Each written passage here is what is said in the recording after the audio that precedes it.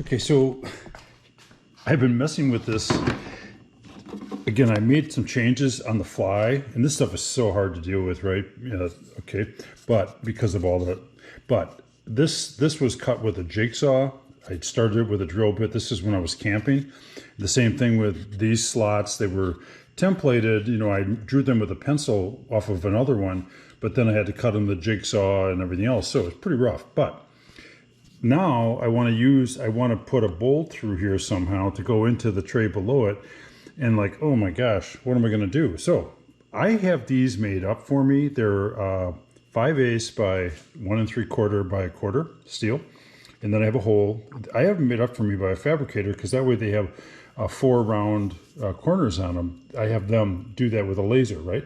That matches then what the router bit is going to do when it's on a template. So I'm going to show you what I'm going to do there. And this is, I think this is going to be a pretty nice fix. So I'm going to router a shape like that over the top of that shape right here.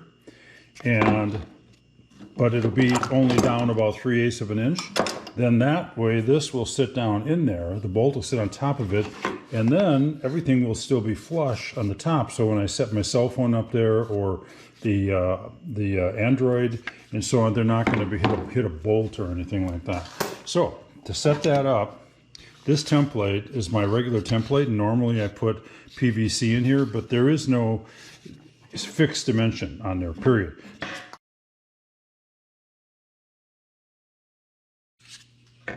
So good, and that's loose right now. Then I'm going to put the template, and just basically line it up over that already existing cavity.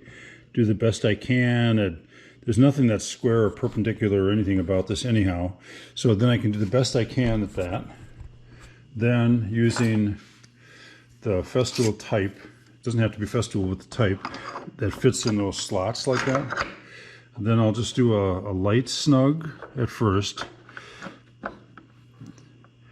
Just enough to hold things in place, and then I can still wiggle stuff around.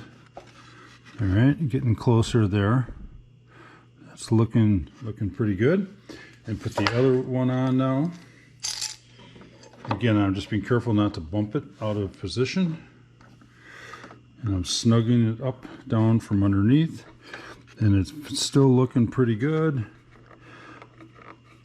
And then I'll snug the other one. And so now both of them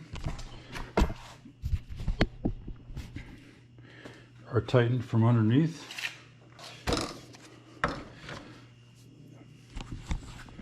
This router has 3 settings here. I mean, I have a stop at, it's going to make it about 1/8 of an inch at the most. Then it has you turn it and it'll drop down to another 1/8 and another 1/8.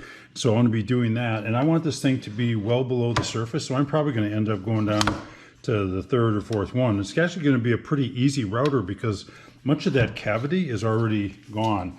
So what I'm doing now is just setting it on the first step. And again, you wouldn't normally do that without the router running. Okay.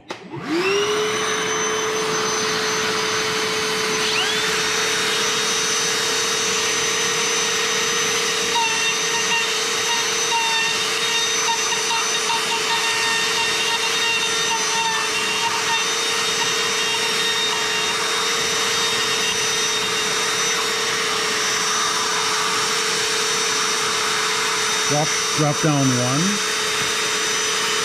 reset.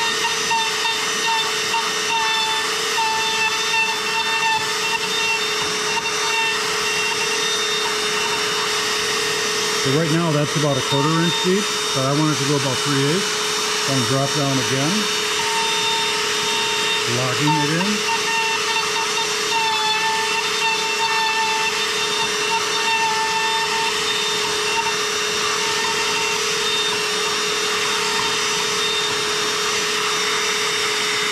I don't normally go down much deeper, but I'm going to do that so I get that everything down way down there in there.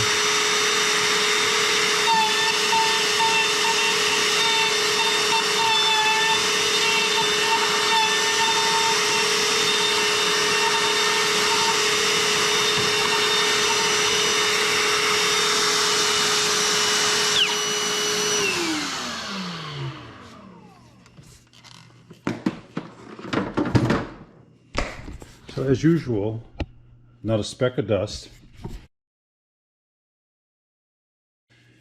All right, drum roll. Look at that baby, drops right in there. In fact, what I could do, why not? Let's do a mini router bit around that edge since it's so deep. So what this has on it is a mini roundover bit. It's got a little ball bearing on there and it fits into smaller openings and it makes a really small, what do you call it? A small roundover. So I am going to it's so small, I'm just going to hand do it free-handed. And otherwise I would put it on the table or something like that, but it should work.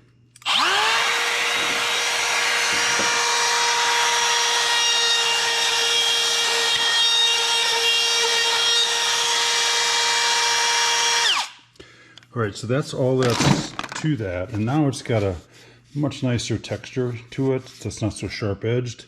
And then I put that thing, will still fit in there and it'll drop below. And that's going to look great. Now, it needs a coat of varnish, but I was going to revarnish this tonight anyhow. So I'll do that, and this thing is now ready to go.